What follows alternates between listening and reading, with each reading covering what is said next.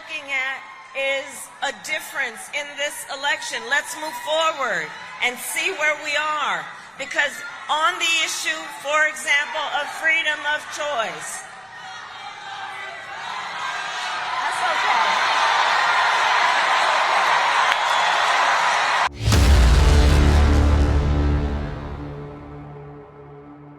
All right, so Kamala Harris is getting booed again at a rally in Reno, Nevada, as her campaign starts to unravel in that state. Okay, early voting data is showing that she is lagging behind. We're going to take a look at those numbers, by the way, so you can see it for yourself. Also, Mark Cuban just came out, I guess gave us a half-ass apology for his comments. We're going to take a look at that as well. Let's just start with her getting booed at her rally, because we all love to see that, right? You know what? Let me say something about this. We're here because we're fighting for a democracy. Fighting for a democracy. And understand the difference here. Understand the difference here. Moving forward. Moving forward. Understand the difference here. What we are looking at is a difference in this election. Let's move forward and see where we are.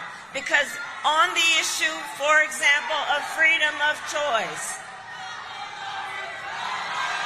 that's okay. Okay, so you guys might be thinking, why does he play this so much? It's not actually for jokes, okay? It's actually serious. She is asking for a promotion to be the leader of the free world. If you can't handle some hecklers at your rally, how do I expect you to handle Putin? If you can't handle these softball interviews that you've been bombing since you became the nominee, how are you going to handle Putin? If all you do is break down emotionally and attack Trump when you're faced with tough questions, how are you going to handle our foreign adversaries? It's just a simple calculation where she loses on that.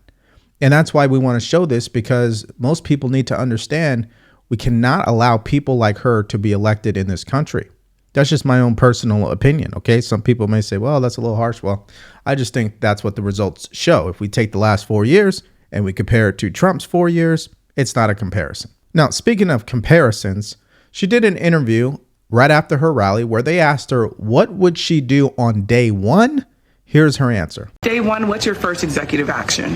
Well, my first priority, which will be probably the package of bills, is about bringing down the cost of living. So it's about housing. It's about childcare. It's about what we need to do to deal with grocery prices. So it's not one, but it's a package that is with one singular purpose, bringing down the cost of living. Okay. I guess that is an okay answer, but let's compare it to Trump. On day one, I will sign an executive order directing every federal agency to immediately remove every single burdensome regulation driving up the cost of goods. They drive up the cost of goods.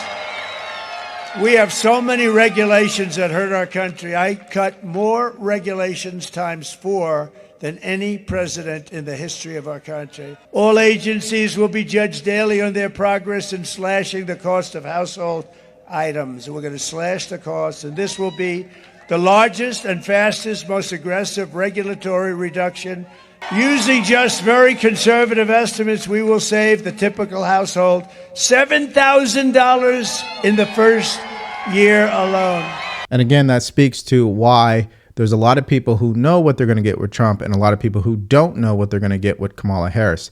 This seems to be the missing link, or I guess sentiment, that her campaign just refuses to accept or understand that there's a lot of undecided voters out there. Some people say there's not, but there are voters out there that when they see Kamala Harris and they think about voting for her, they don't know what they're voting for.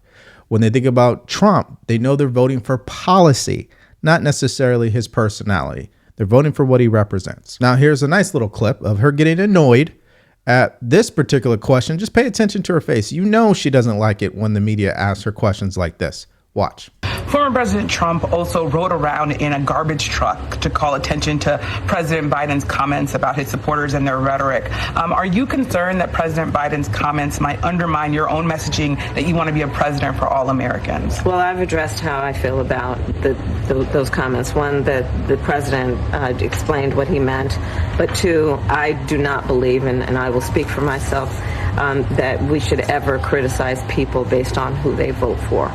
But let's understand again where we are in this election. On the one hand, you have Donald Trump, who refers to people by the most demeaning words, who attempts to really take from them the dignity that they so rightly deserve.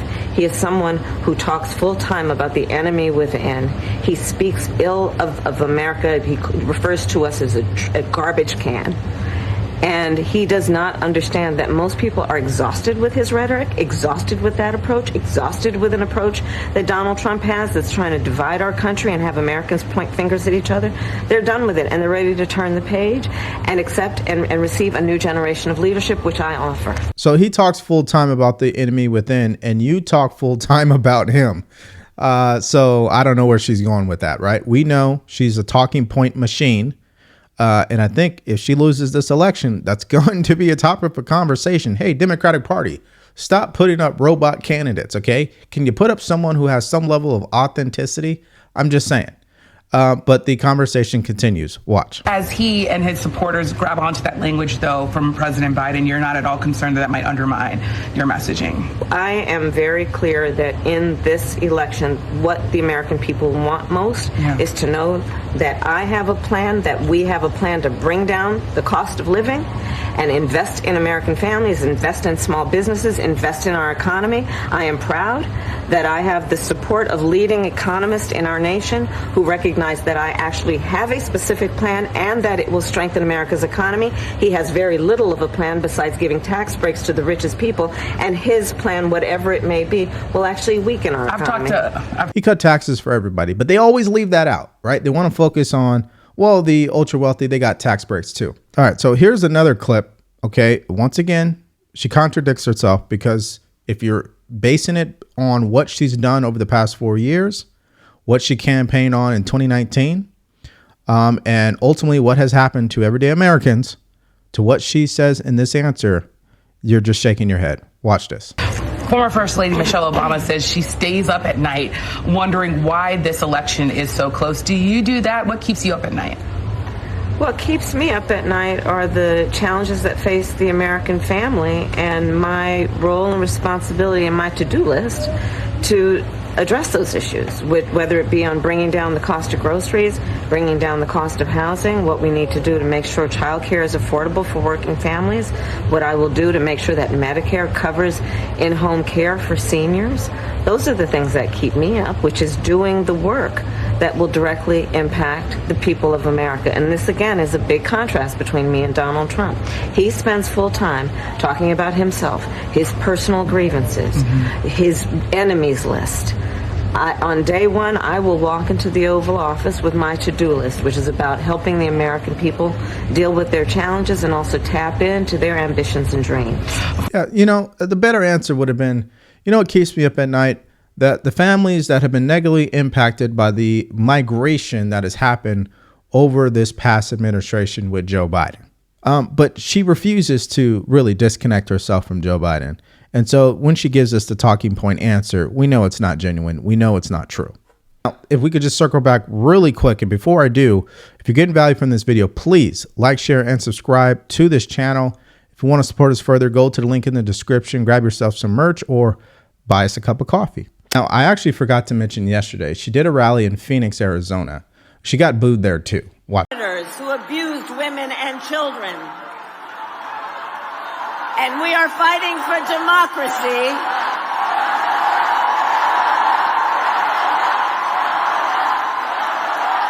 And that's all right. That's all right. Democracy can be complicated, but we believe in democracy and the right of everyone to have their voices heard. Clearly, you might be wondering, why is she getting booed? Why is there so many interruptions? Why are there protests at a rally?